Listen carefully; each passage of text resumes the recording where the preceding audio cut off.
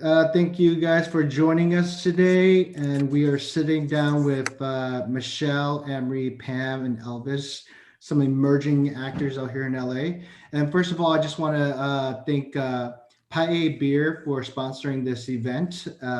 We Yes. hopefully, yes, it's delicious premier beer. So thank you so much for supporting the Hmong community and sponsoring this event. So we want to thank you guys tremendously for this. And make sure to get some pay beer if it's in your neighborhood, get it and celebrate Christmas or the New Year's coming. But be safe, wear your Mhm. mask, and 6 feet distance, guys. So I'm just gonna introduce you guys, the panel, and just wave your hand, and then we can start into the Q and A's for you guys. So I want to introduce Michelle Yang, Hi. Hi, uh, everyone. Emery Tao, Hi. Pam Hyung, and Elvis. All right, guys. So let's get started into this panel. What got you guys into acting? Um, let's start with Michelle.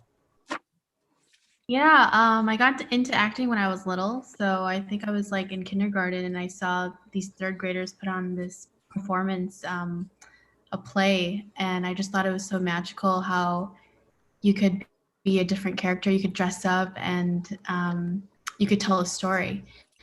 So ever since I was 5, I've been into it ever since and doing theater and commercial print work and all that stuff. So I just love storytelling and the impact that it has on the audience, and it's quite a powerful tool. So I love acting so much. So where did you live? Where did you grow up? So I grew up in Milwaukee, Wisconsin, and I'm a registered nurse, and I decided to do a career change. So I moved out to LA about a year ago. So I'm a new actor, and so it's been quite the journey. But and COVID has definitely slowed it down for me. But I still every day I wake up every day I still wanna act. I still wanna do it. So I'm here. Emery, how about yourself? What got you into acting? My dad got me into acting. He made a Hmong movie when I was 7 and put me and my brother in it. So we had like 15 seconds of fame. And then, but when you're at that age, you don't really think about it as something you want to do for the rest of your life. Um, and then when I was a teenager, I just remember watching Buffy the Vampire Slayer with the family growing up, and I had this thought pop into my mind of like, I don't even know what scene it was that was on. I just remember thinking I could do better than that. And my mom was like, "All right, go ahead." I don't think she like wanted me to actually do it at the time, but she was like, "Okay, if you think you could do better, go do it."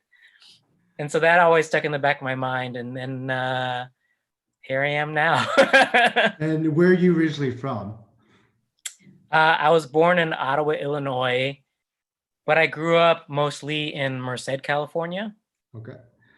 And how about you, Pam? What got you started in acting? I think I was first and foremost a singer or a performer. And so I'd been on stage for quite some time, been singing for a long time. And then I was cast, my first like film project, I was cast in actually a Hmong film, Kang Bang's uh, first film. And after that, I decided to take classes and ended up really enjoying it and ended up getting a local agent to Minnesota. I'm from Minnesota at the time, and booking local work there before coming all the way out here. So that's kind of And what got me started. Yeah. so you're from Minnesota. What part of Minnesota are you from? Twin Cities, St. Paul. Yeah.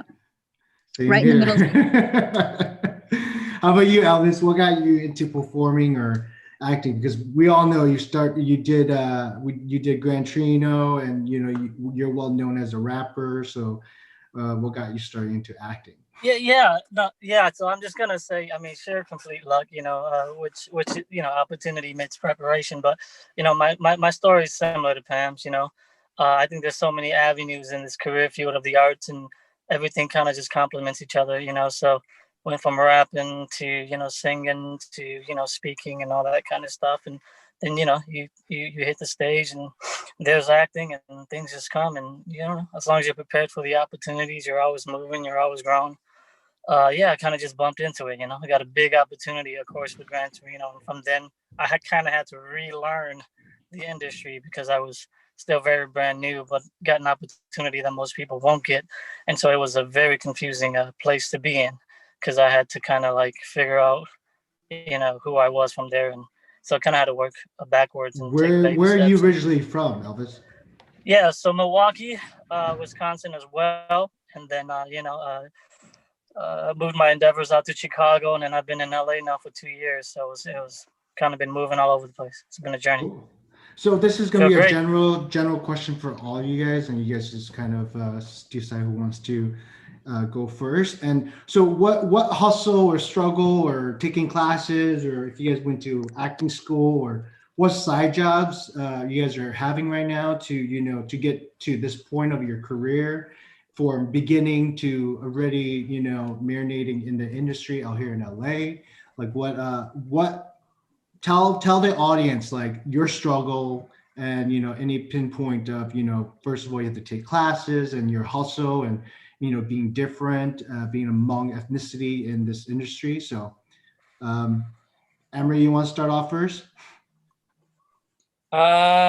Sure. I think my biggest struggle was just gaining momentum. What and my path's a little different too, because I went to film school, and originally to become a director, and then once I graduated, it was right during the recession, and the trend in entertainment at the time was reality TV, and that's where all the jobs were. And so I did an internship and kind of got my first job that way, and then worked a bunch of reality TV gigs. And then after doing that for a while, I realized that I wasn't doing what I came out to LA to do. I mean, I did all that just to get experience, but then I was like, that's not, after a while, I was like, I really miss acting. And and I had always done it on the side. Like I was like secretly going out and auditioning while I was doing my reality TV gigs. But it's not something you can do half-ass. You have to do it like full ass. Yeah. It is a business, and you have to treat it like it's your business. And I think that's the biggest struggle, was the biggest struggle for me, was really just like taking the step to go 100% all in, and you know, knock away all the bullshit. Pam, how about yourself? You kind of gave us, like, you started in Minnesota, but out here in LA, what is your struggle and your hustle to get to where you're at today?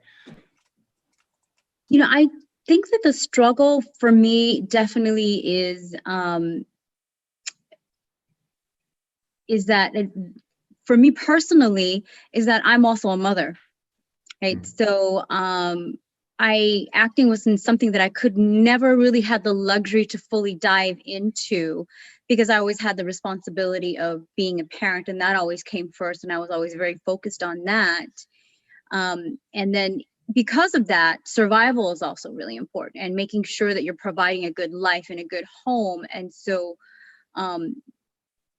that is definitely, it's exactly like what Amory said, though. With this industry, you really have to, treating it like a side gig is only ever going to get you so far. You really have to go all in, because it really is, you know, if you really, really want to do it, really is a full-time commitment. And I think that's the toughest part, especially in a place like LA, is surviving, you know, trying to make sure you can pay your rent and keep a roof over your head, and then also being able to do it full-time. And it's a very non-traditional type of work, whereas if you've got to find a way to make money and support yourself while you're at it. And then classes cost money, networking events cost money, in headshots cost money, you know, promotional stuff costs money. And it's actually a pretty expensive career path to choose, because you really do have to fully invest in it in a lot of different ways. And I think that's the hardest part, is balancing the financial aspect of being an actor with actually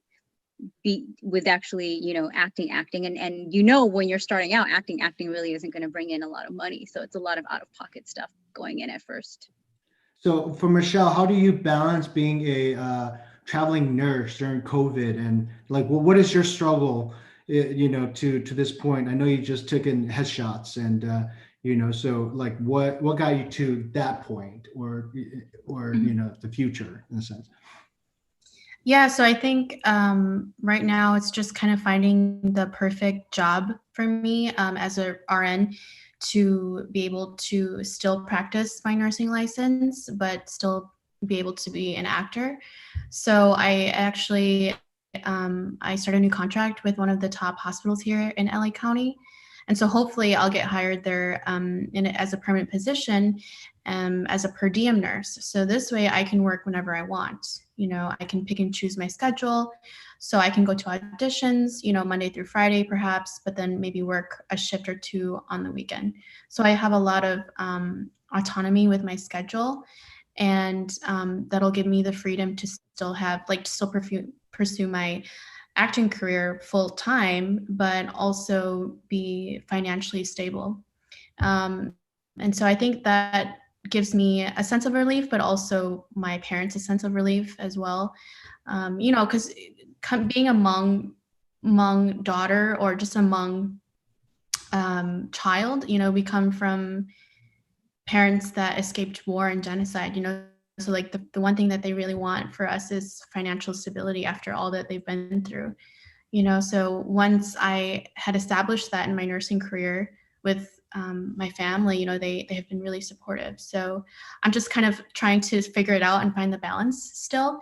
And so I think once I get that situated, I can really dive deep into my acting career. And plus COVID is slowing things down like crazy.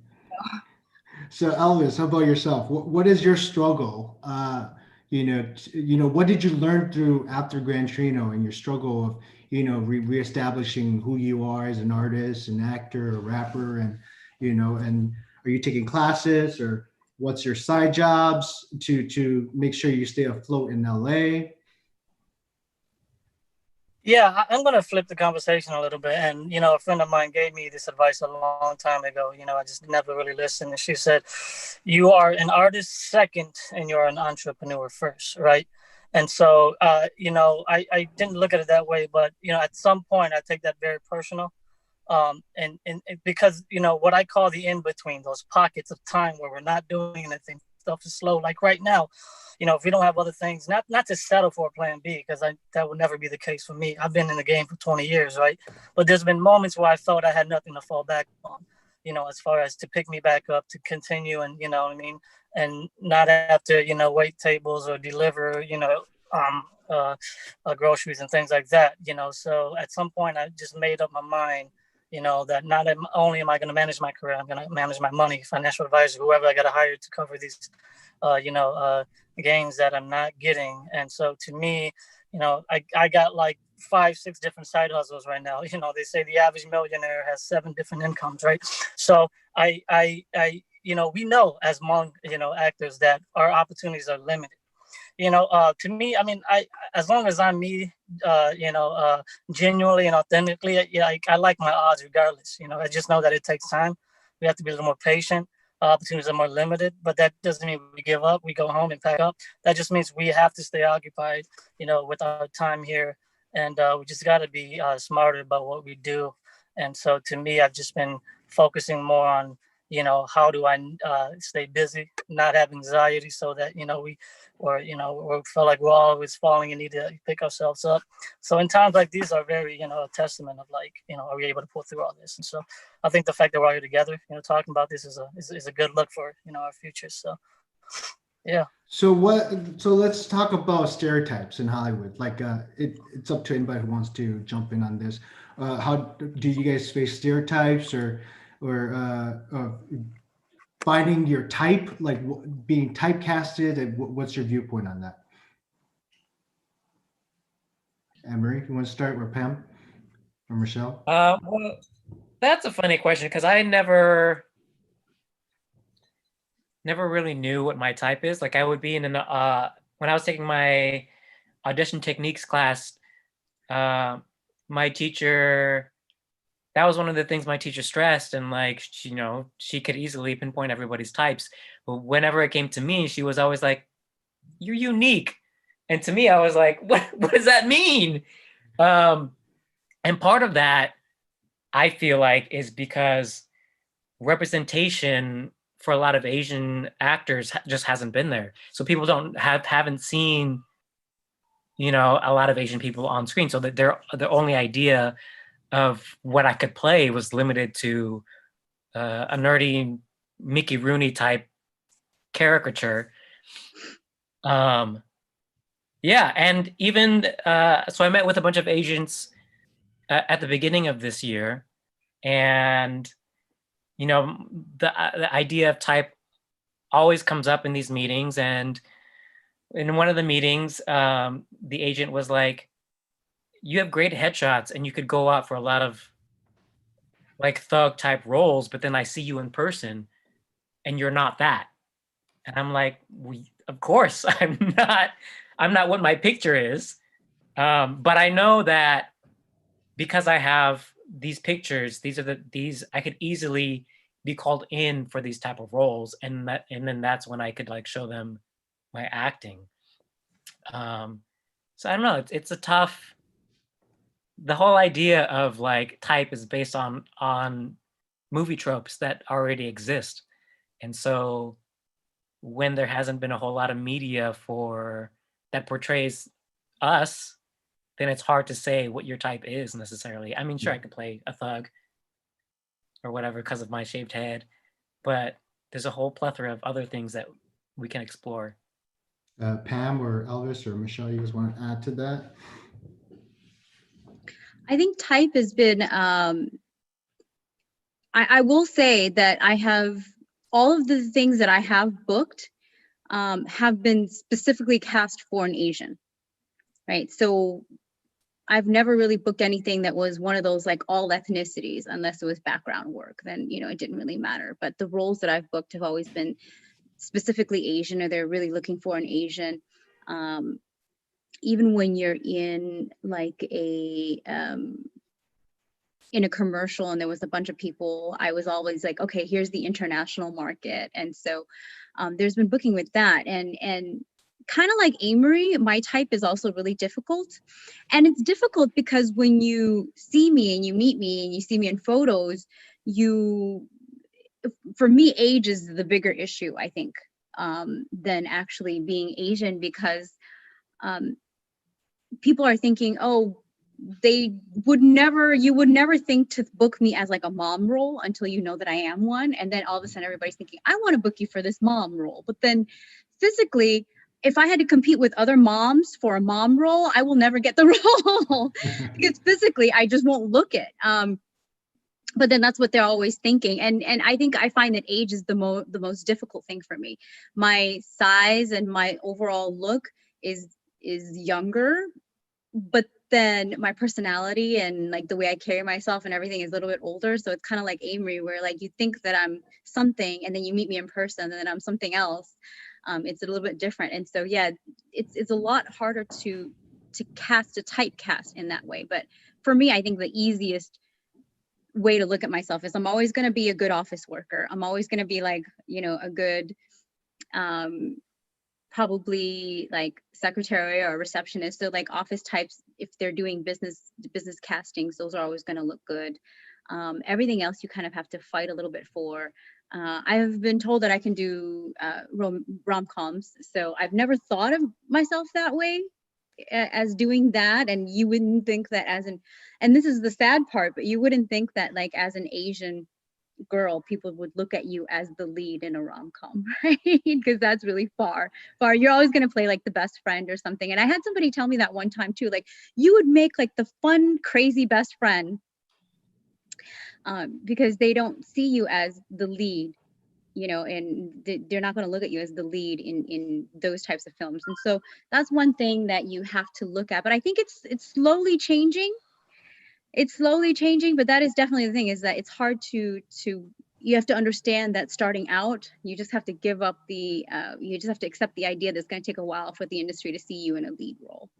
So this question is for Pam and Michelle, and the reason why I wanted to bring two Hmong women on this panel is, what are the positive and negative effect of, being Hmong woman and moving away from your family and not getting married, or did get married and have a kid and coming out to LA to pursue this career? Like, what was that struggle, and how did the patriarch system in the Hmong community affected you emotionally, or so if you guys could kind of touch base on that from a woman's perspective, and because I know there's a lot of Hmong women out there that do want to pursue acting out in LA or New York or Atlanta or Chicago. So if you could kind of shine a light of your positive and also negative effect of the community, your family, and just being a Hmong woman.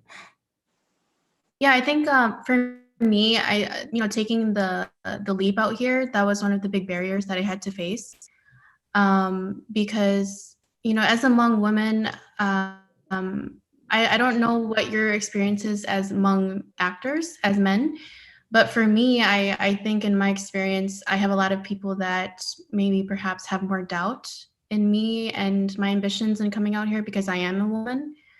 But it was just sorting out that and figuring out, with life experiences that, I want to I do have ambition and I do want to pursue this career, and I love acting so much, and I am more than just a woman, and I am more than just a wife and a mother,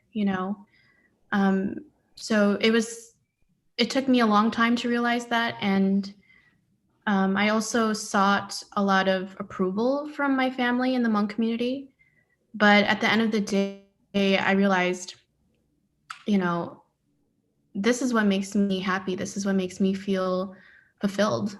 So I just kind of said, fuck the patriarchy. I'm gonna move out here and do what makes me happy, and so after, like I said earlier, after I established, and I wanted to reassure my parents that I would be financially okay, because I am a Hmong girl, and we do face a lot more dangers that maybe men don't face out here in Hollywood as women, and so once I established that, they were very supportive. But initially, no, because they said, oh, you're just a girl. You can't do it. It's too dangerous for you.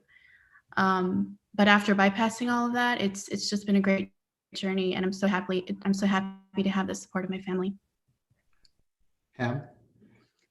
My story is a little bit different, I would say, than most women's, and I don't know, everybody's experience is different. And I understand that everybody's experience is really different. I am getting started. I mean, just jumping back into it, starting to act now at a much older age. And the upside of that is that I have a long history of work with the Hmong community already.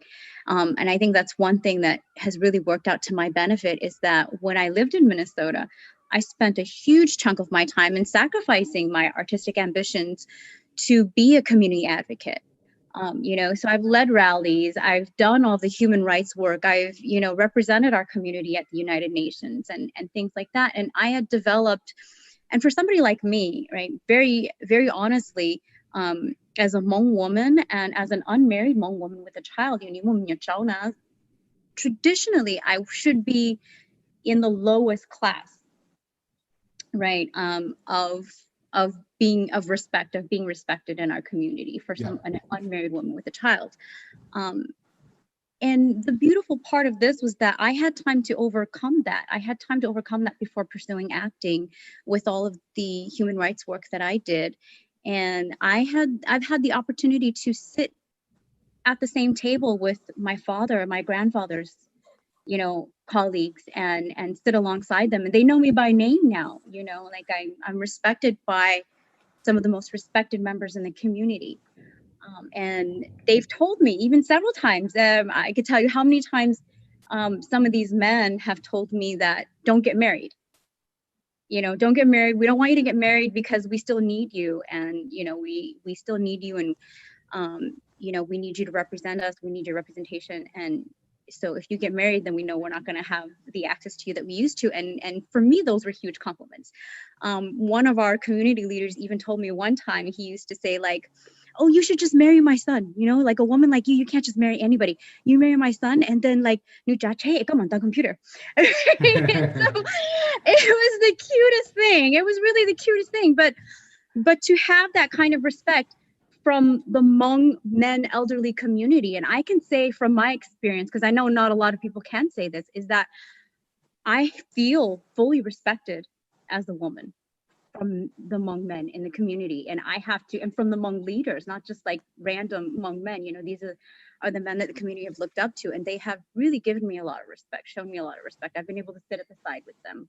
They call me personally to meetings, but in a way that made me feel confident in my move to LA and to pursue this and to leave that behind. And for a long time, I felt guilty that if I pursued what I wanted and I left the community behind to do that, I felt a sense of guilt, like you felt like you're a daughter of the community. But I later on realized that if I couldn't move my own life forward, I was actually contributing to the problem, because you pave the way, and if you have the capacity to pave the way and you don't, you're actually just holding your own people back. So Pam and Michelle, like, what advice do you guys have for any Hmong girls or Hmong women that are still back in the Midwest or still with their family, like that want to pursue this? Like, what advice do you guys have for those girls or Hmong women to come out and follow their dreams? My advice would be, I think there's a lot of Hmong women out there that if they follow the linear timeline that is expected of us as Hmong women, which is to, go to college, get married, buy a house, have kids, that makes them feel fulfilled and happy, and if that's their path that they want, then that's great. But if there's those Hmong girls out there who feel that that's not what fulfills them, and they have an idea of something else that can cultivate happiness for them, and if acting creates joy, then I would say go for it, and because following your heart, it sounds cheesy, but following your heart and doing what makes you happy and doing what makes you glow is going to do a lot more for you than doing what others expect for you. So that's part of one of the reasons why I'm out here too, is because, if my career does take off and I get to play amazing roles, and I'm on the screen, I want little Hmong girls all over to see that and think, okay, if Michelle can do that, I can do anything I want to too. I don't have to follow this linear path if I don't want to. Pam, anything to add to that? Yeah, my biggest piece of advice would be to, as far as women who want to pursue this but are worried about the cultural implications, I would say that a lot of it is in your head. A lot of it is in your head. A lot of the negativity that you think you might be facing, because personally, I've been able to overcome it. So I know that the community is not as hard on it as you think it is, or it's on your own perspective of it. I allow myself to become numb to what potential negativity there is and just do what I do, because your character eventually speaks for itself. The way you carry yourself, the way you interact with your community speaks more for yourself than what you think people are saying or what people who don't know any better are saying, because people aren't really listening to the people who don't know any better. And the people who do know better probably aren't saying the things that you think they're saying. Or if one person, this is the crazy thing, is that sometimes one person, it takes like one person or two people out of like 100 to make one comment for you to feel like that one comment is the opinion of everybody else, when it's not, right? It's the opinion of one person, and that opinion can have such a powerful impact, especially when it's a negative one, that you feel like that's the opinion of everyone else. And that's just not the case. You're going to find that there are more supportive voices than there are non-supportive voices. It just seems that for ourselves, we hear the non-supportive voices louder. Just don't allow the non-supportive voices to be louder than the supportive voices, because you will have more supportive voices than you have non-supportive voices. I promise you. I promise you. So believe in that. We'll wait until Elvis come back. But Emery, so being a Hmong man in this industry, like what does being Hmong, has it affected you in your career, or or does it, when you go audition, like they only want Chinese or Japanese or Korean or Thai or Laos? Like do you think it affected your career being Hmong, and also just being a Hmong man who's out here pursuing your dream? Like, does your parents want you to get married already and have kids? And, so tell us a little bit about that. Yes, of course. They want me to get married and have kids. And most of my peers they're having kids this year. They've already bought houses and they've already been settled down. That conversation always comes up whenever I visit my parents. And that is, I guess that's one of the hurdles that I face is being so far away from any kind of large Hmong community kind of hinders any development in that aspect. Especially if you have like I like how I grew up. Both my parents are Hmong, and for the most part, I grew up in a Hmong community. We had a house, and I had 2 brothers growing up. So I like that idea of family, and I kind of want that for my own, but being so far away from any semblance of that definitely is a hurdle to overcome. And as far as being a Hmong man in the industry, yeah, I've come across roles where I could play the type, like I look like I could play the type, but then having the skills is always something. Having a lot of skills as an actor is always a positive thing. So it's always going to lend you a hand in getting a role, especially if it's like, oh, you must speak Mandarin for this role, or you must speak Japanese for this role. It's very rare for them to have roles that are like Hmong specific. But I have gotten roles where it is like, we need a Hmong speaker. And so it's not really like a hindrance necessarily, but it has aided me. Do you speak Hmong? I do speak Hmong. Say something. I speak really well, actually. But the biggest hurdle with that is I don't read Hmong Dao. That's the biggest hurdle. And a lot of stuff that I have gone out for, the script is going to be in Hmong Dao. So it's like, okay. It's so much easier. Hmong Dao. Now I have to like know the vernacular, but also know how to read in Hmong Dao, and like, yeah. So Elvis, have through your your span of your career, have you felt, how do you deal with bullies, and how do you deal with like bullies within the community, bullies of the competition with your peers, like like how do you deal with that? And this question goes to you guys too, after Elvis answer his question. Oh man. Well, yeah, this is thanks for the question. Actually, it's a really interesting topic. I know my peers absolutely. They hate a lot of my decisions in the sense of, I don't know. I just have too much love and passion for what I do and for my people and things of that nature. And I mean, I withstood a lot of criticism and ridicule, and I know you relate to this, Doua. But time and time again, it's beyond just what I love to do as a person. I think it's great, that I can, be out here pursuing what I love to do, and and have done it for so long and still be here. But yes, it is.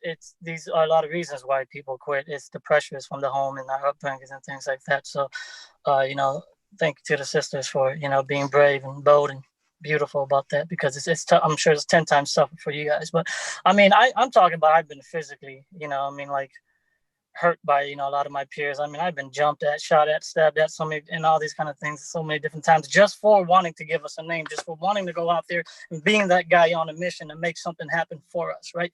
And for that alone, I mean, you can ask the questions across the board. Nothing cruel has come from me ever. I have no enemies. I have none of that. I just have a lot of people that don't understand what I'm trying to do and are confused by that, and either want to take away the light or either, want their own shine. And in that sense, they would have to insult and humiliate me. So why am I still here doing this, all these years, for our people? It's just, it's simple, I mean, this is just what I see.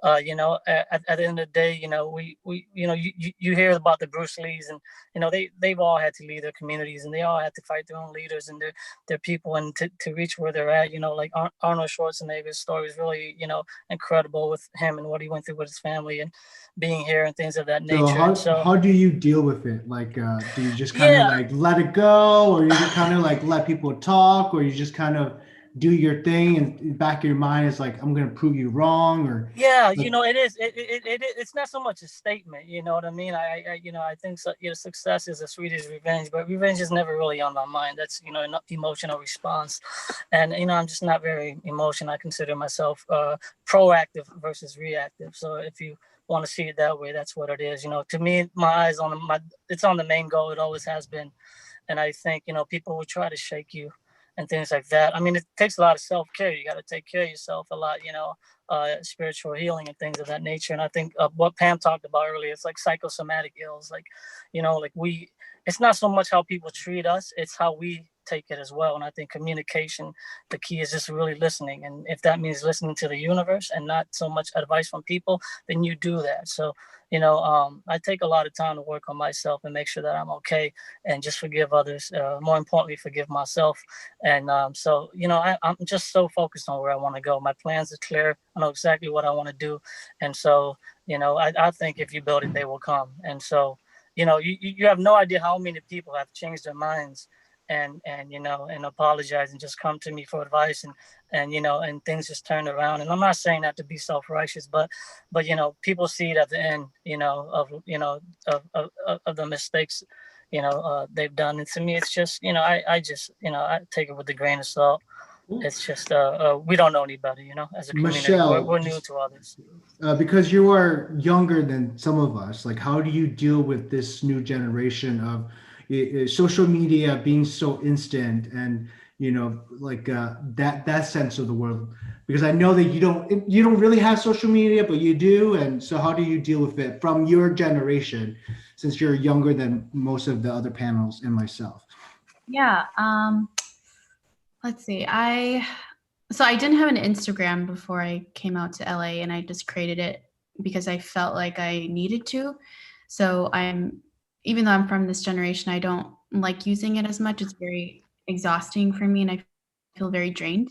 So I'm kind of struggling with, do I want to keep it and try to build a following, so that if for some reason, I'm against another actor and we're at the same, we give a great performance, but which one are they going to choose? Are they going to choose the one with 200,000 followers or the one with 200?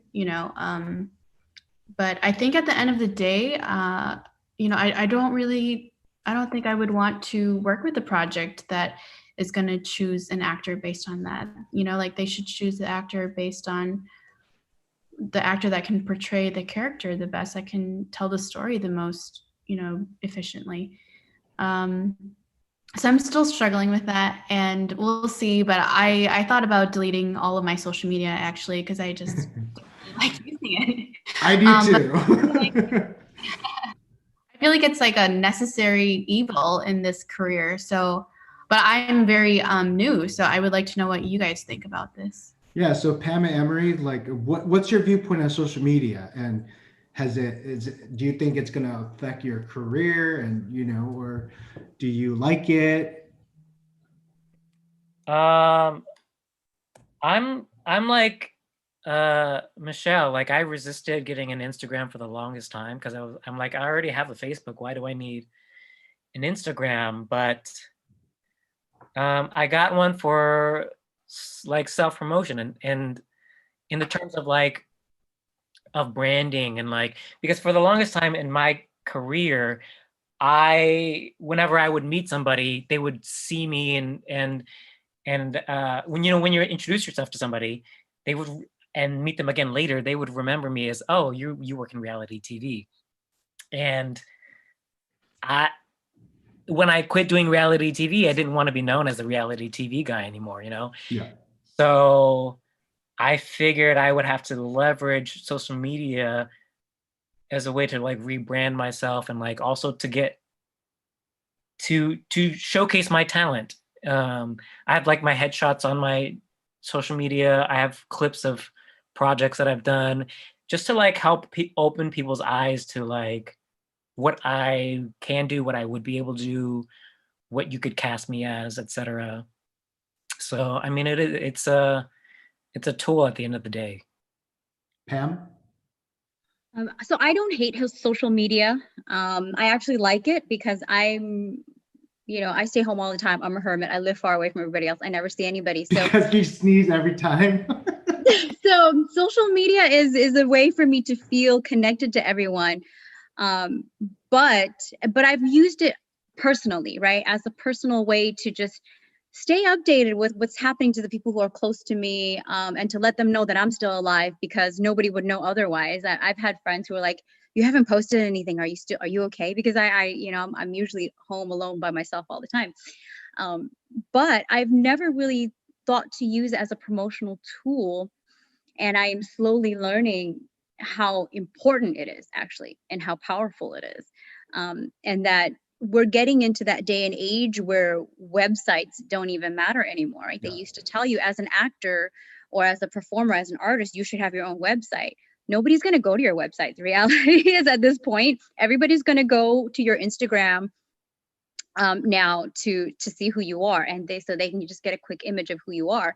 Even a lot of casting platforms, I think Backstage now as a casting platform will ask you if you have an Instagram link, or your IMDb links. And so this is now how the world is getting to know you as a performer, as an artist, and especially in a day and age where we're not doing as many in-person auditions and people are having to figure out who they want to cast. This is how they get a clear picture of who you are. And I think it's powerful, actually incredibly powerful, because before, when casting used to be just off of one headshot, and that was it. That was the only way you could show them who you are. You had to make sure that headshot was everything.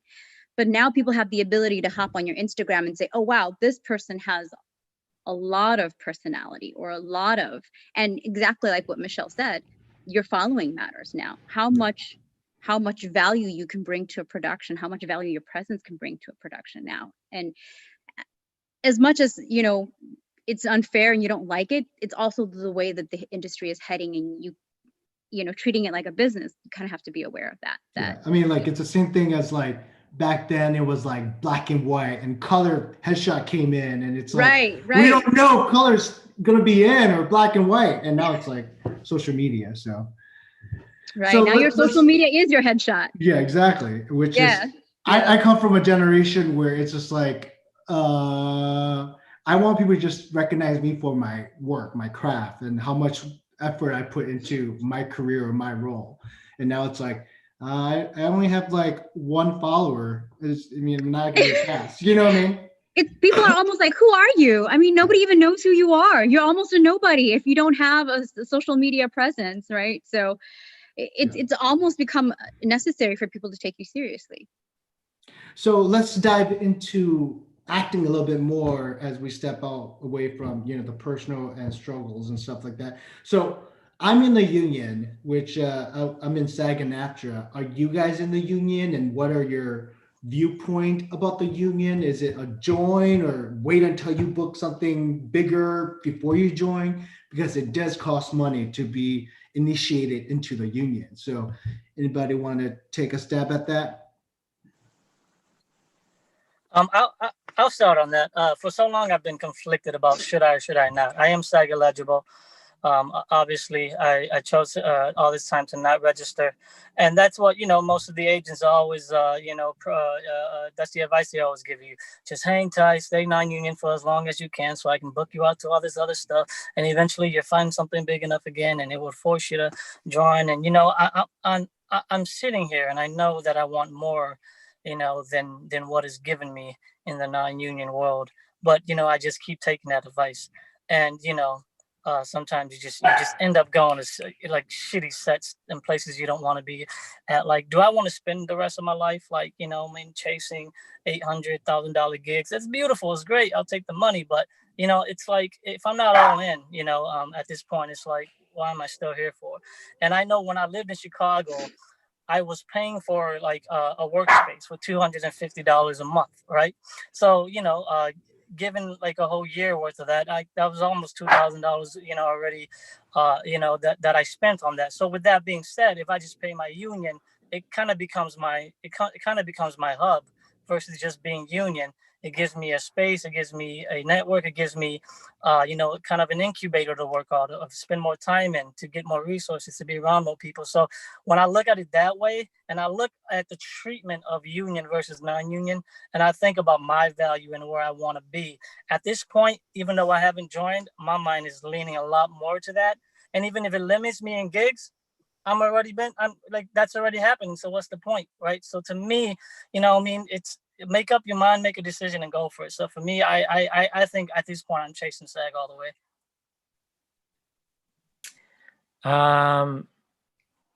For me, I feel like there's longevity in SAG. There's a lot of resources that SAG offers that non-union work doesn't. That being said, there is technically a lot more non-union work out there. So yes. I guess it just depends on where you are in your career. Like, for the immediacy of work, I feel like non-union is the way to go. But for longevity, it's SAG-AFTRA. Right, and I hear you, but I think I just don't, want to play in this bubble anymore. For me, it's obviously most people do prefer non-union, and that's great. And I think stick with that as long as you want.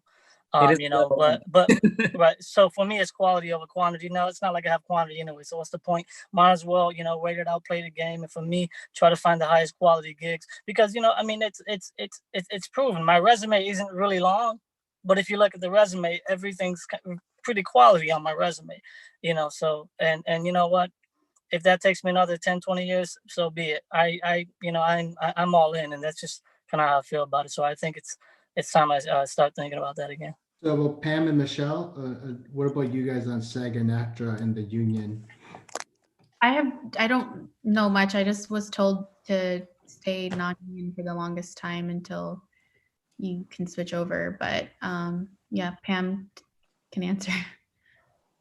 I'm union eligible, SAG-AFTRA eligible, and I like where I'm at. I like being eligible because it means that if a really great union project comes along, that I could pick it up if I wanted to. So it doesn't exclude me from a union project if something really worthwhile came along.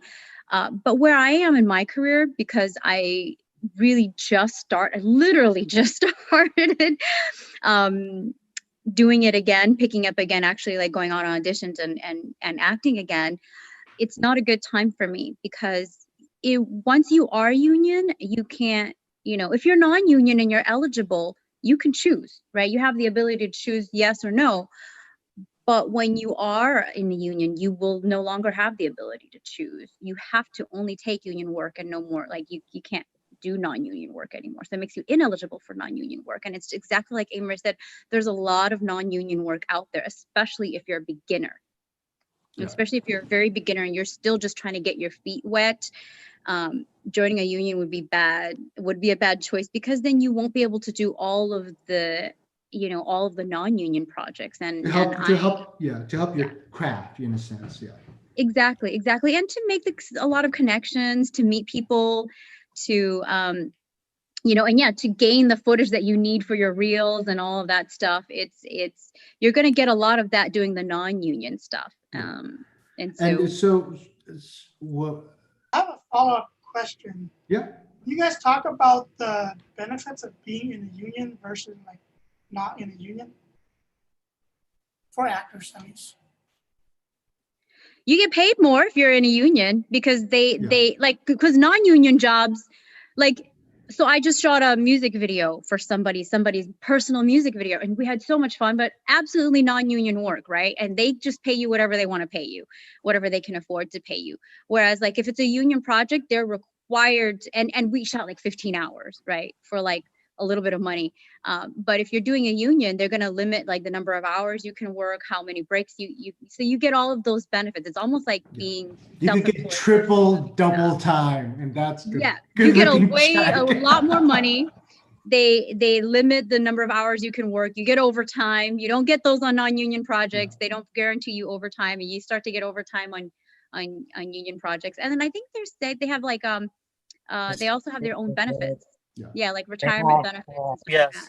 Career Yeah, resources, right. and they, workshops you can take, and Amazing health insurance, which I discovered last Yes. year. Yes, it's not much different than workers union if you understand that. When the workers go on strike, SAG is right there protesting with those workers too. Yeah. You know, it's the protection, it's the professionalism, the responsibility they take to assure that you get everything you want. Going back to the word I said, value. The value of SAG is a lot different. You know, because they're your best advocates, and they will fight for you, and you know they're always there, you know, as a backbone for any advice and support that you need. And it's beyond just resources for the actor. It's you know, it's really the principle and the philosophy of what they do. So. And with the union, just for actors that are listening, it's not like you get eligible and basically you could just join. You have to kind of coop up, like now it's probably like $3,200, like $3,200 to join, and on top of that, every year you have to pay your membership dues like twice a year. So the more money you work as a SAG union actor, your dues are more. So for example, for me, when I did Mulan, I had to pay more twice a year, the year that I did Mulan. So It's kind of like a reward program too. You got to accumulate points to kind of actually join, something like that. So let's move on to auditions. How do you guys prepare for your auditions for commercials or for film and television? How do you guys prepare? Oh boy, tricks and tips you guys have for the audience that want to inspire being actors? You sound like you want to go first, Elvis. No way. You got a lot to say. No, I mean, I will say this, man. Don't take the rejection stuff personally, okay? This is something you got to understand. You're one out of like thousands of people that got selected, okay? Like, you're winning, okay? Just put it that way. I know you go into the audition, you don't get it, you think you got rejected. Like, how did you get rejected? You got seen. So many people aren't getting seen. I think we need to change our attitude about how we see this. Like, I get it, you know, you go to 100 auditions, you don't get any of it. It's discouraging. I get it. But at the same time, just know that you're in a better position than anybody else, because casting directors, you'll be surprised how many times they remember me over and over and over just because I'm seen, and they're fighting for you if you don't think they are or not. Like, don't take it personal. Everyone thinks casting. How do you prepare for an audition? So how do I prepare? Yeah, so you'll be remembered by the casting director. You know what I mean? You know, I don't really have. I mean, I think one of you. I mean, I guess you all can. I don't really have this. There's always this superstitious ritual things that people do. I don't have that. I just go. I think I just work on me as a person, and that confidence in me. Just like I think I work outside of that, and I just come in with it. But I will tell you how I leave. I don't leave thinking about what I did wrong. I don't leave wondering if I got the part. Like, I stay busy. It's like, okay, I did the audition. Boom, I feel good. I feel bad. Even if I feel bad, so what? Go on, continue your day, get the next one. I don't hang my head about this stuff at all. Got to keep moving. How about you, Michelle? What do you do for audition? Prepare yourself. Any tricks or tips you have for these actors that are interested in acting? Well, I did more commercial print modeling and acting. So for that specifically, I make sure that I eat really healthy for that week, so that my skin looks really great. I usually wash my hair the day before so that it looks its best. All of those things, and I drink coffee so that my face is not bloated on set, things like that. But I mean, during the audition. But I think the most important thing is just getting to that state of mind as well, and just being really calm. And yeah, what Elvis said, realizing that it's not you, it's just that you weren't right for the job, you know. So I do a lot of meditation before the audition as well. But I kind of go into it playfully as well at the same time. Like I'm like, okay, I'm here to have fun. And I kind of act like I already got the job and I'm just on set performing whatever it is, you know. So that's kind of my strategy. But at the Emery and Pam? Yeah, very similar. Like I try to have fun with it because that is your opportunity to act in that moment. Do you wash your hair so it would be nice and shiny too? I do shave. I do always shave. You mean wax? But I think the biggest thing for me is I try to like be off book as much as possible. Oh God, yes. So I'm not have to, so just so I don't have to worry about the words at all, and I'm more concerned with like what action am I playing, and I try to cast whoever I'm acting with. I mean, or make up whoever it is that I'm acting with. So say, for instance, I'm in an interrogation room with two cops. Like it's a good cop, bad cop. I try to put like, okay, so the good cop's going to be here and the bad cop's going to be over here. So when I'm talking to, I know who I'm talking to. So when you're trying to be off book, like what is your technique to be off book? Like for me, sometimes I would create a song with my lines that I have to say, you know, or just keep writing it over and over again on a piece of paper until I get it locked into my head. What is your process? For me, I try to understand what the writer is trying to, what the point what point it is that they're trying to get across.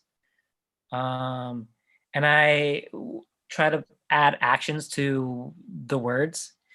So say there's a scene and it's between a guy and a girl and I want her to marry me.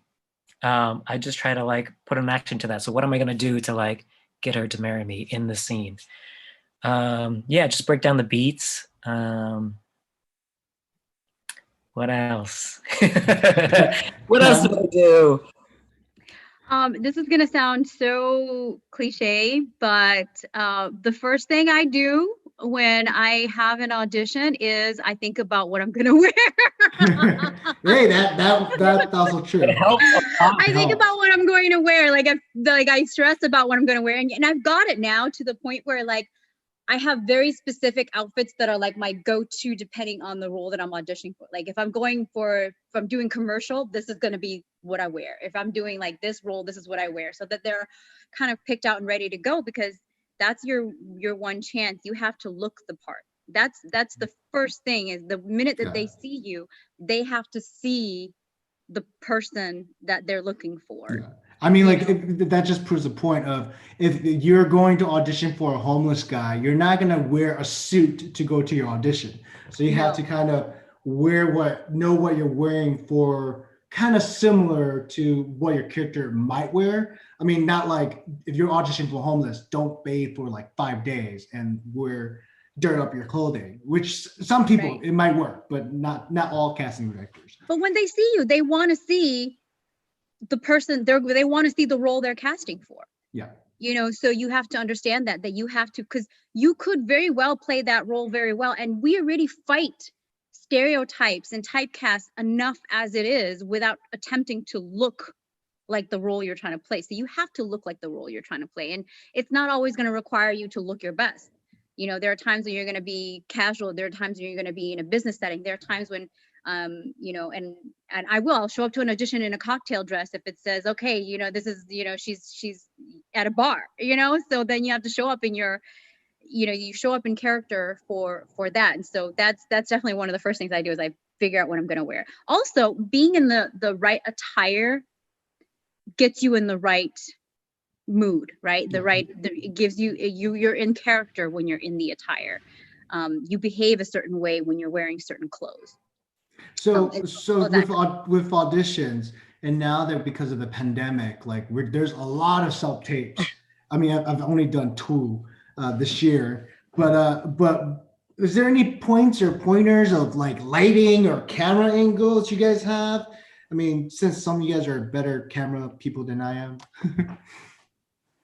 Yeah, I'd say the most important thing to light is you. Like, they don't really care about what's in the background. They actually prefer like a plain background because they just want to see you, really, as far as like lighting. And then framing, same thing. They want to see your face. They want to see you. Like, don't try to like frame half of your face or like only a certain body part.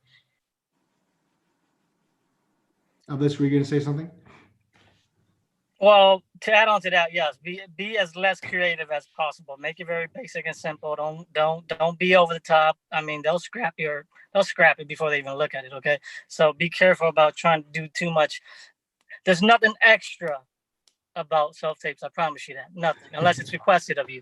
But Yeah, the one thing I want, fancy edits. You don't have to like have the camera pan along this No. way. Like, leave all that to the filmmakers. You just have to worry about doing the acting part. I mean, we do Zoom casting sometimes, so just consider that. That's how simple an audition can be. It can be done over Zoom. They don't care about all the quality and stuff like. But you gotta, it's you know, I mean, it's got to be right. But the one thing I wanted to say was coming to LA, right? Because this wasn't popular out in the Midwest when I was living in Chicago. Like, we got to see casting directors up front and in person, right? So I'm in LA. I'm like, yeah, I want them to see me because to me, I sell me more than I sell my role.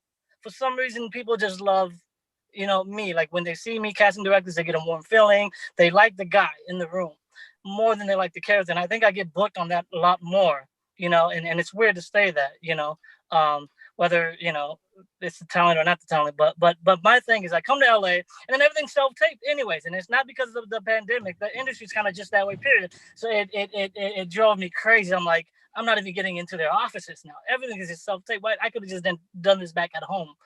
But nevertheless, it's a part of the game. I had that was something new that I had to kind of like accept. So that was very strange. So with self-tape, like because sometimes when you go into an audition room, right, and the reader is so monotone and so flat, like how do you find that you can't, you know, create the world and audition correctly sometimes? Because sometimes it screws up your mind to, you know, when you build this character so much to the point where you're ready for the audition and the reader just sucks. Like, how do you guys find the right reader or friend or anything? You guys give notes to your friend who is doing the read with you? Like, what is your process of finding the right reader to help you do the self tape? I feel like well, I read with myself now. All right, so I've discovered this self-read hack. So now I read with myself. Oh, for my self-tape. You gotta tell me that. You gotta. Well, so here's what I do, right? With my self reads, I will, because I have recording equipment and everything, right? So I will actually read the entire script and do a voice for the other character, right? Yeah. So I pick a voice so that it's distinguishable, and I do it like I did this one where I was playing with reading against another woman. So I actually had to just like talk really different so that I could be the other woman. But so then I did it, and then I would do my part and I'd do their part, and then I would cut out all of my audio. I cut out all of my audio after I read it, but I just made sure that I gave a little bit more time than necessary in case I would have to go. So then when I'm doing my self-tape, I play my recording of when I was reading the other person. And then I just read with myself. So that's my hack right now, my current self-recording hack. And it also gives me, the beautiful thing about recording that too, is that it helps with, when you were asking earlier, how do you memorize it, right? So if I've recorded it that way, I'm listening to it. I'm able to listen to it over and over again, me reading against myself with different voices. And it helps me to remember. It gets into your mind. You listen to it over and over again. Okay, this is what's happening. This is what's happening. And then also you can read with yourself over and over again to practice. Right. So that's kind of my hack now. Is I'll record the whole thing playing the other character, and then I just cut out the parts where I'm actually supposed to audition, and then I just play the audio during my. That's smart. And that's the beauty of self-tape auditions now that I love, that we didn't have the ability to do before, is that now you can perfect your audition. Yeah. Okay? Whereas if you walk into a room and you do it once and you kind of mess up, that's it. You know, with the self-tapes, you get your best lighting. You get to make sure it's your good side. You know, you get to light yourself. And then you get to read with yourself over and over again until you were like, okay, this is the best take out of, like, for me, it's like 25 takes that I did. And then, like, okay, this is my best take. That's the one I'm gonna send in. So Don't say that publicly. there's a benefit there. What about you, Emery and Michelle? Any tips on finding the right readers to help you do self-tapes? You know, Or do you guys go to the same person over and over again? go ahead, Amory. I recently have doing the same thing. I just record myself, and there's a voice modulator app that I use so I don't sound like myself. Right. Because that tends to throws me off when I'm like just talking to myself. So recently I've been doing that, but as far as, like, if I have a reader that's not like giving me a lot, that just puts it on me to, like, really put my action through my words. So if they're like a deadpan reader, and you just kind of have to use that to your advantage. You have to, like, okay, you're a deadpan reader, so now I'm gonna use that in the scene. If you're just reading it like a dead person, I'm not gonna not acknowledge that in the scene. I'm gonna use it for the scene. Michelle? I haven't had too much experience self-taping. You know, back when I did auditions in Milwaukee and Chicago, we would audition in front of people, like what Elvis said. And so I really liked that adrenaline, because I had to get it right the first time in order to book the job, you know, so I didn't have time to perfect it. And so I think it was nice, though, because they knew that if I got it, you know, during the audition, I would have less takes on set, which would get the job done soon, you know, quicker. So I don't know. I don't have much experience, so I'm gonna take all of the notes that I learned from you guys today. So Elvis kind of touched base on this earlier about rejection. Michelle, Emery, and Pam, like, how do you guys deal with rejection, and what do you guys do, you know, during that time period of waiting to hear if you booked the job, to the point of, you know, for a fact that you didn't book the job? I would say don't wait to hear if you book the job. Rejection is a part of the process, and you just have to accept it. Like, you just have to accept that rejection is, you know, it's exactly what they say, like, failure is the stepping stone to success. It's the same thing. Rejection is the stepping stone to getting booked. You have to accept that it's going to happen, and understand that it's not necessarily a reflection on your performance or on you, but people also want the best possible person for the role. And sometimes you're really great at what you do, but physically, maybe you just don't embody what they're looking for, you know, or somebody comes in and is exactly that person for that role, and it's not necessarily because of you. You have to understand that rejection is just a part of it. You accept it, and then you do it, and then you move on. Like, that's what I do. I do it, and then I just move on. I don't think about it. I don't go, did I get it? I don't wait to hear whether I got it. You just keep knocking them out. You just keep going audition to audition to audition, and you just do it. Just set it and forget it, you know. Like, I mean, I'm still that person where I'm like, if there's a role that I really want, I'd be like, did I get it? Well, you're going for big roles, though. You know, I mean, you're talking about, like, where the level that you're at, you're talking about really big roles. You're not me trying to book, like, little non-union roles and commercials and things like that. You know? I mean, I'm still going for the small roles because residuals looks nice. So what about you, Emery and Michelle and Elvis? You want to add something else about rejection? I don't really see it as rejection, because I rarely will get a notice that says we decided to go in another direction. It's usually not right now. Yeah. Because you never know, because they could have loved your performance, but that role may not have been yours, and then they're gonna remember your performance for the next time they're casting something. Because I've had dozens of casting directors reach out to me to audition for something else. It was like, hey, I was casting this thing that you came and audition for. That role has already been filled, but I think you'd be great for this other project. So it's never like rejection necessarily. It's always like, not right now, maybe this other thing. And as far as moving on, like there are so many opportunities to play.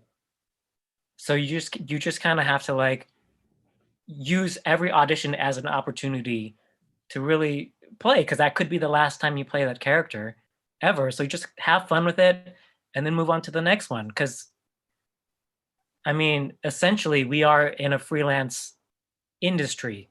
Like all of our jobs are freelance. It's not like a corporate job where you get one job and you work that one job for the rest of your life.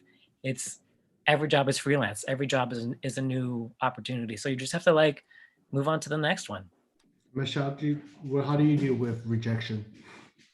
Yeah, I agree with Amory. I don't think it's rejection at all, and I think I really understood that even further during COVID when I was writing screenplays, because I realized I was like, okay, so it's not that I'm a bad actor.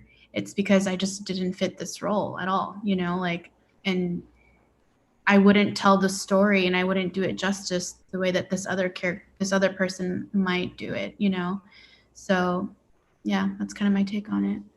So let's move on to manager and agents. Some actors spend their whole life finding an agent, and and eventually never get an agent. Like, what do you guys take on manager compared to agents? Or Emery? I think it's good to have a good team on your side. I didn't have representation for a very long time. But also Bill Murray doesn't have representation. Yeah. Well, he's Bill Murray. Yeah. So, I mean, when you're starting out, it is helpful to have somebody on your side to help represent you, to help get you out on jobs and pitch you for things. Yeah, because having a team makes your job a lot easier, so you can focus on the craft rather than the business side a lot. Elvis or Pam or Michelle, any thoughts on that? I'm gonna speak on the agent first, and I'm gonna go to the manager. This is how hard it is for us to book as Asian actors. Going back to what Pam said earlier, I do want to say that I have booked for general roles, and I do get seen for general roles. And Kathy Byrne from SAG-AFTRA Chicago, she really made me think about that, and that I should be very, very happy about that, because 90% of Asians don't book outside of Asian roles, and so to even have that is a beautiful quality, and so I take that very personally and honor that. But with that being said, it's so hard to book because white roles are. You're 10 roles out of 100. Like they're way ahead of you. They got so many roles under their belts that they're being seen for. I still have my agent from Chicago. They sent me one to Atlanta, and I have one in LA. I have 3 agents nationwide, right? And that's how hard it is for me to still book. So these are the things I'm talking about, how hard it is. You got to work on you, and you got to work harder than your agent, and you got to be your number one fan, because once those things falter, you're all you got left. And with that being said, and I love my agents. They're all great. We communicate well. And with the manager, to me, again, it goes back to quality over quantity. I need a manager because I'm very specific. I talked to my agent. I said, you know what? I'm not going to go off for certain roles. My Asian representation matters to me. Kids are looking at me. We're used as examples in schools. I'm not saying I'm a role model by any means, but we are used as curriculum. We are used as examples. We are used as imagery and portrayals. And so we got to be careful about who we are, and we got to be true to that. So for me, I'd rather have good communication with my manager. Say, look, this is what I want. This is what I don't want. This is who I am. This is what I want to be. I'm not going out for all that, traditional stuff. I'm not blah, blah. I know who I am and I know what I'm best at. I know what I want to put my time, my energy to. Some actors don't even get to communicate with their managers. Like, oh yeah, I got a manager, I got an agent. When's the last time you talked to them? Last year? And it's like, so, and it isn't about being kind and friendship and blah, like, like I'm corporate minded too. I can be a shark if I want, have that on and off switch when I need it. But the most important thing is that, I love it when they ask you about my heritage. What are you? Who am I? Oh, that's kind of cool. Okay, yeah, let's kind of work that to your favor. Let's, I like managers and stuff who assess you, who want to work in your favor and not just book you a bunch of gigs. And that way, that's when like they're on your side. And I think it's very important to find one that you relate to. And so, I love all my support that I have right now. So, Pam or Michelle, agents or manager, or you have both, or you prefer one out of the other, or? I can't speak. I don't have a whole lot of experience with that. So I recently got a commercial agent, and I really wasn't looking, so they scouted me and they found me. And the goal is true though, to have an agent that's ideally that's what you would want at this stage in your career, and it can only help you because agents have access to roles that are not open to the general public. And because there are certain jobs that they're not going to put the cattle call casting out there, they are gonna go directly to agencies and say, this is what we're looking for. So if you don't have an agent, you're gonna miss out on the things that are specifically going through, because it is anybody and everybody wants to be an actor, right? And nobody has time on a production to be going through the thousands of submissions that are coming in for a particular role. And that's really where agents come in, because it's the agents and the casting directors' jobs to really screen out the people who are just not going to fit the role, so that they're not wasting production's time looking at people who are not going to be able to do it, or people who aren't.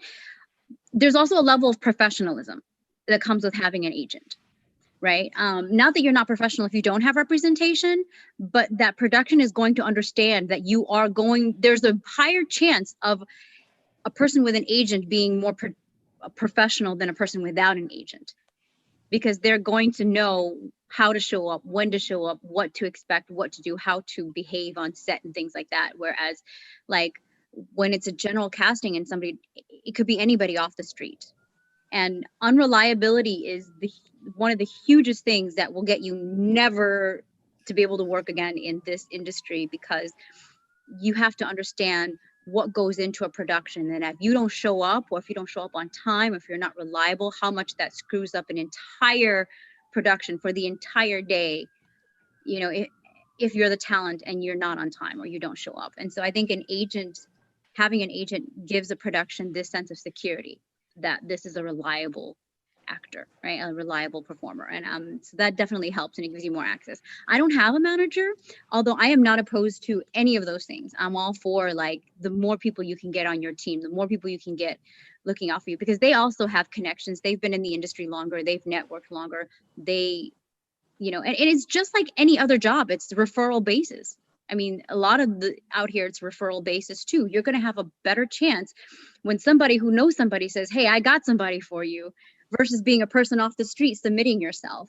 So it's kind of like a headhunter for like the regular. It is. jobs. It's exactly what it is. It's pretty much a headhunter, a recruiter out there putting you out there to the companies that are going to hire you. Yeah. Michelle, you have any thoughts on that? Oh, sorry. Go ahead. Yeah. Michelle. Just for experience in my commercial print modeling and acting, I just looked at all of the agencies around Milwaukee and Chicago area, and I looked at their roster just to see if there was anybody that looked like me. And so I chose my agency because they didn't have anyone that looked like me. So then I knew that I would get more jobs that way. So that's how I started out. So if you're a new actor or model and getting your foot in the door, that's my biggest tip. That's what I would do. Look at the roster and to see if you would book them jobs. I mean, pretty much do your research and putting yourself out there and emailing, cold email or call them to see if they would take a meeting, pretty much. Right, and then get your headshots together and go from there. So with the transition to headshots, What are your thoughts about headshots? And do you get them professionally, or you just take your iPhone 12 and take some good pictures of yourself? Like, what is, and also in the era of Instagram and social media, you post beautiful picture of yourself and you could use that in your headshots. Like, what's your thoughts on headshots, and how do you find the right photographer, or have the right angles to take them? I think, like you said, you have to do your research. Um, for a long time, I would scroll through Pinterest looking at headshots and be like, oh, I like this headshot. I like this style of photography. So I started a whole pin board of like all these headshots that I wanted my headshots to like emulate. I was like, okay, I could use this look for these type of roles or whatnot. And then, you find out who the photographer is, and if they try to book with them, and if they're too expensive for you, you find a photographer who can like kind of emulate that look just to accomplish that same goal. Pam or Rochelle or Elvis? For me, I mean, I like what Emily's talking about, but that's my plan B. I think, my homework is going back to what Pam said, about being reliable. I do my homework and I trust my agencies for a reason. So with that being said, if you're the type that gets in your own way, you would make really bad decisions. That's a quality of having an agent. It's like, talk to my agent. I'll have my manager call you. That's so golden, because there's so much room for margin, or some margin for error, and so you want to be careful with that. So with the headshots, it's always like, I trust my agency already, like that's my support system, and normally they'll find you stuff like that. And if you don't like it, then yes, for me, I would take Emery's step second and be like, you know what, I think these styles solidify me more, but I think do the homework first, trust your agent. There's a reason why you sign with them, and if you don't feel that way, then you might have to start second guessing that. So Pam or Michelle? I'm such a hypocrite because I'll tell you that go professional 100% when it comes to your headshots. Do not do them yourself. You do not, you could, and it doesn't mean that you can't take great shots. It doesn't mean that you're not a great photographer, but there's an entire craft to headshot photography. A way that it's done, the way that it's lit, the way that it's lighted, the way that the lighting tells a story. It's very specific to headshot photography. And it's not about how glamorous you can be. And headshots, I think, we forget that we feel like if we look good, then the headshot is good, but that's not necessarily it, because we're trying to capture a personality and a character, right? We need our headshots to be particular characters, and we need them to draw attention to certain things about that character, mainly the eyes. So whenever I'm looking for a headshot photographer, and I'm saying I'm a hypocrite because I don't have headshots, professional headshots, and I still need to get them done. That's why I'm such a hypocrite. But I can tell you, like, if you're looking for headshots, the most important thing about the headshot is that it's about your expression and about your eyes. So how fancy your hair is, how fancy what you're wearing is, especially jewelry, that has to be like to a minimal, because it's not about any of that. It's about the story that you're telling in your eyes. And so the lighting, whatever it is that you're doing, has to draw attention back to right here. Right? It's about what's going on here. And so that's the most important thing. When I look for headshot photographers, I'm looking for how much the eyes pop.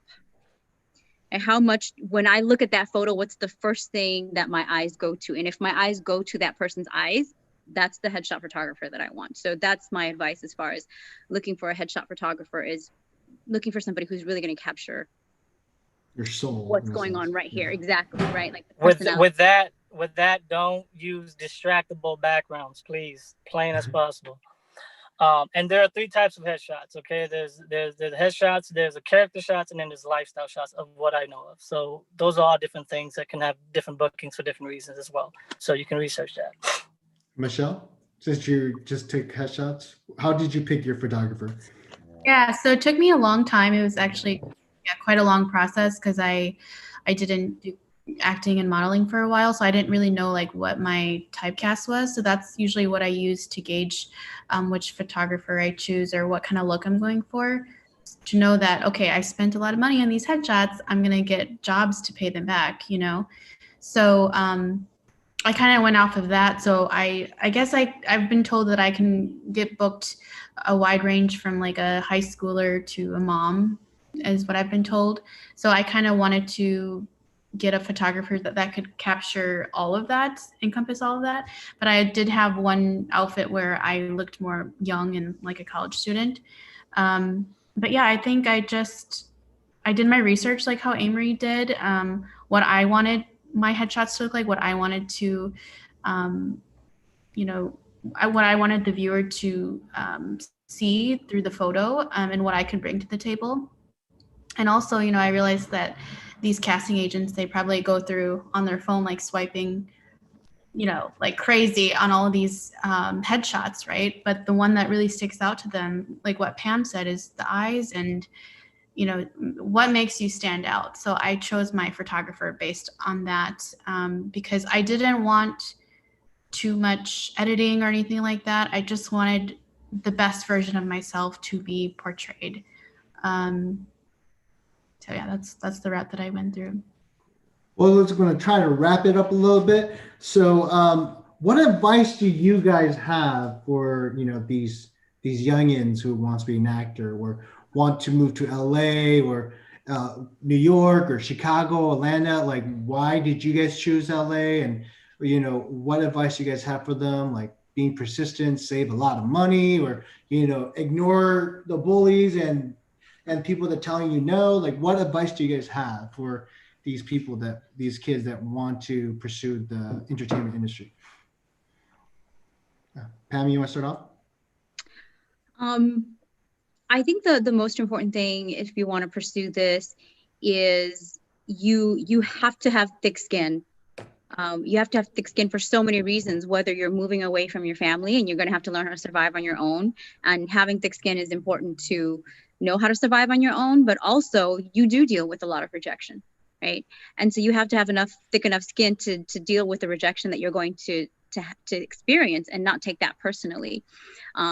You have to have thick skin to deal with the criticism, with the negativity that you may, you know, experience. So I think learning how to numb yourself a little bit to all of the effects of that is going to make you better, because being able to survive, being able to deal with rejection, because rejection is easily what sends a lot of people running the other way, because they feel like, oh, they're rejected 2 or 3 times, that means that they're not cut out for this, and they run, you know, and they're like, okay, I'm going to give up, because this is the industry where you never know when something's going to happen. And the people who have made it can tell you, everybody has their own struggle story. And even everybody that I've met, whether they're, you know, living out here, whether they're in this industry or not, has their like survival story of their journey, of that moment that they almost gave up. And it was the fact that, you know, they didn't, that got them this far. Was it like even Bruno Mars was saying, like, he was ready to like throw in the towel and then go home and just forget about it. And it was like the next day he was discovered, you know. So it will get you to that point where you feel like you've got to give up, and you just have to accept that journey, right? If you're in it to like make it big and you're here, you're going, if I'm not going to make it big and famous, then I don't want to do it. You can't think of it that way. You have to think of it as a lifestyle choice, right? Like, this is a lifestyle. The rejection is a lifestyle. Not always getting jobs is a lifestyle. Being poor and broke as an actor is a lifestyle. And you have to be in it for the love of the craft to be living that life. You have to enjoy living the life of a broke actor as much as you enjoy the fame. Because if you're just in it for the fame, you're going to be sorely disappointed and unhappy with it, right? You have to love it. And if you love it, then you're happy living the poor and broke actor lifestyle. And you have to accept that it's an entire lifestyle, not just fame. Because I think that's what a lot of people go after. They just want the fame, but they don't understand. They're not accepting of all of the other things that come along with it or to get there. And if your fame, I mean, not that fame isn't all of our end goals, right? But if that's the only thing, if you find that you're only going to be satisfied with the fame, you're not going to enjoy this. You have to enjoy the process. What about you, Emery? I say do it, and do it now. If acting is what you really want to do with your life, do it and do it now, because you might not like it. You might have other things you want to do with your life. but you're never gonna know for sure unless you do it and live the lifestyle, because that's such a big thing for any career. Like, I knew when I was in reality TV, working in reality TV, we were casting for the show, and I was just having small talk with somebody who was a possible cast member, and I found out that he was a doctor. He had finished med school. He was in his last year of residency, and he decided to take a hiatus from it because he didn't like doing the actual work. He loved studying medicine. He loved everything about it. But when it came down to doing the day-to-day work of being a doctor, he didn't want to do it. So that's my advice, is like, if you really want to be an actor, do it now to see if it is something that you want to do for the rest of your life. Yeah. And if you do it now, you'll have more experience later down the line versus waiting for the right moment to do it. What about you, Elvis? Any advice you have for people that want to become actors or artists? Yeah, to close, I'm gonna turn the attention away from acting, and I'm gonna turn it to the filmmakers and to my friends back at home. First of all, I know in our community it sounds like a laughing matter that, oh, this is these actors in LA, whatever, blah blah, nothing's gonna happen. But what I need you to understand is there's great filmmakers, people behind the scenes. I'm gonna shout out Abel and Burley Van. I'm gonna shout out Mark Lee. I'm gonna shout out Keck. And I'm gonna shout out all these guys. We're fending and we're fighting hard to get us a name and a face here in Hollywood. We're fighting the powers that be. This isn't just a yes man. We just want to come in and be included. We're trying to really have a spot here, and make a statement and be profound and prolific in what we're doing. It's a tougher fight. It's a whole nother dimension that you guys don't understand here. And I get that because you're not here, and I understand that. But I promise you, it's more than just here, me playing chess. Like, we're really owning up to the things that we're trying to do here. And it's bigger than what you can really imagine because you're not here to see it. But I think people here are tough as nails, and we're fighting and fending for ourselves. And this is a real thing, outside of that dimension, you don't see it. But I promise you, just being around this little Hmong community here, and we are small, but we're thriving, in ways that most people don't even know what's going on here because we're so caught up in our communities. We have no idea what's happening out here, number one. So consider that because good things are happening. And number two, to my friends back at home, if it's not just acting, I'll tell you this, there's hundreds of different careers in the film industry. If you're a lawyer, you could be representing talent. If you're a hair designer, you could be representing talent. If you're, whatever you are, a graphic designer, there's so many career fields. Get out to LA, get out of your bubbles. You can make twice the income, work less, right? Work harder, not work smarter, not harder, be strategic.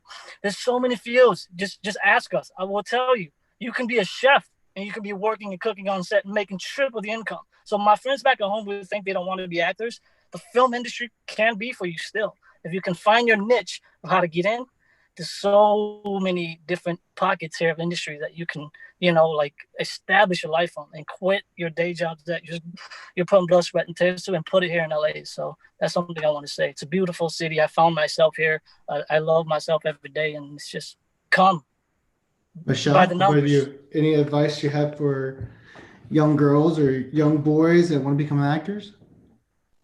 Yeah, I think just if you're uncertain, really immerse yourself into the craft, so join your local community theater. Do what I did and just research and submit yourself to commercial, print, and acting modeling agencies and see if you like being on set, seeing if you like it, take acting classes. And if that really fulfills you and if it's cathartic for you, like how it is for me, if you think about it all day, every day, and it's just a lot of fun, but you can't imagine doing anything else with your life, then go for it, And I think the question that I asked myself before I moved out here was, if I died in 5 years, what regret would I have? And my regret would be that I didn't come out here to be an artist. So that was the tipping point for me that made me move out here, because this is the thing that makes me truly happy. So if you can establish that, I think that all of the other things will be fine. You you will be able to handle the rejection, and you will have a thick skin because your love for acting is going to be higher than all of that. So. Well, thank you guys, panel. Thank you, Michelle, Emery, Pam, and Elvis for being part of this panel, because after doing my panels of just me, you know, I felt like I needed the need for the community to understand that my journey might be different from other people's journey, other actors out here's journey. So thank you so much for joining me with this panel. And thank you, Pae Beer, for sponsoring this panel. And also thank you, Kak Lee, for being the man of the hour, the man behind the scene to get this together. And again, any last words you guys want to say before we say goodbye to the community that are watching? Just Spread love and cheer. thank you, Doua. Thank you, Kak, for even putting this together, and then even for inviting me. I'm like, why are you inviting me? But you did. So, thank you so much. And to everybody who took the time out of their afternoon, their Saturday afternoon, to join us. Thank you all. Thank you. You could be anywhere else doing anything else right now, and you're here with us. So, and especially these guys. And everybody here, I got all y'all back. So every single one of you, call me anytime for anything. I got y'all. Keep it strong. Emery or Michelle, anything you guys want to say? No, you guys said it all. Very well said. Yeah. Peace, love, and harmony, y'all. Peace, love, and Stay harmony. safe, guys. Stay safe. All right. Just remember to wash your hands, wear your gloves, and wear your mask.